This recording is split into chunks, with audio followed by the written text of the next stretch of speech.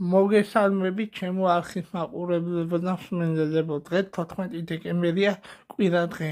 მე გიბრუნდები სპორტული სიახლეებით. ჩვენი სასაუბრო თემა იქნება ტოპ ჩემპიონატებზე მინდა გავაგრძელო საუბარი.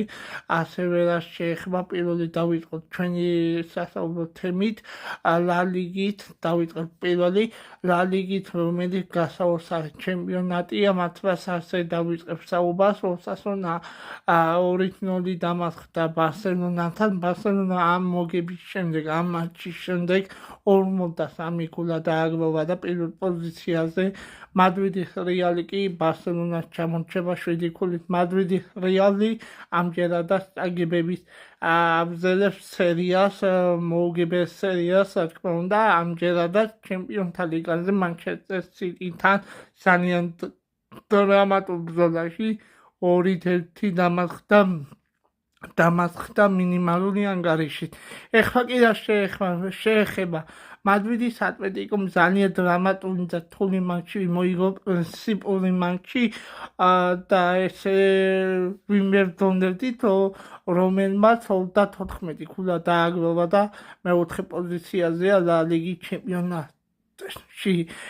ვილიარეალს მორიგი მატჩი უნდა ჩაეტარებია დღე თბილისის დროის 10:30-ზე, მაგრამ ამინდის გამო გადაიდო ეს მატჩი ლევანტესთან, რომელიც გიორგი მიქავტაძეს შესანიშნავი სეზონია ვილიარეალში. ვილიარეალს ჩემპიონთა ლიგაში მდგომარეობა სახალბიერო არ აქვს ნამდვილად.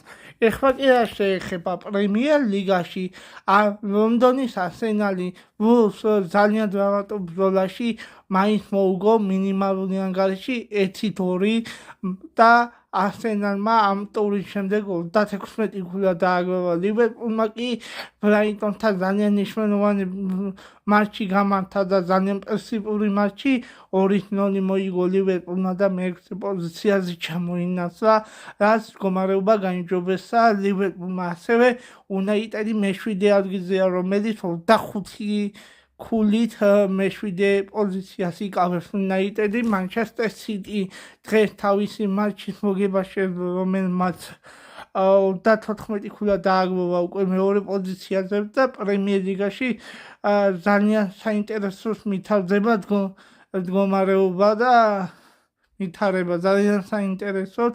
მართლაც ნუ გავასწროთ მოვლენებს, ნახოთ რა იქნება.